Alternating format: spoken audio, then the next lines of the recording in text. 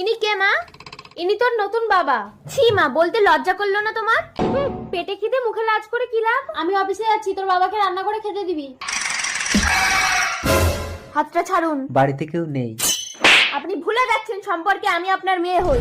কাজের চাপে অফিস থেকে ফিরতে দেরি হয়ে গেল। কি ব্যাপার, তুমি লাগেজ প্যাক করছো কেন? তোমার মেয়ে আমাকে বাড়িতে একা পেয়ে হাত ধরে টানছিল। দীক্ষা।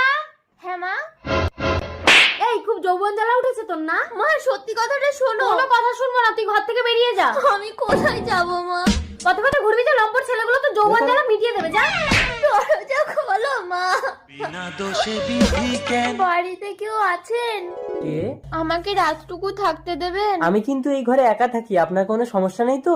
না। ভিতরে আসুন। এ কি, আপনি আগুনে হাত পোড়াচ্ছেন কেন? একটা ফাঁকা ঘরে অন্ধকার রাতে যুবক যুবতী নিরাপদ থাকার এটাই একমাত্র উপায়। আর আমি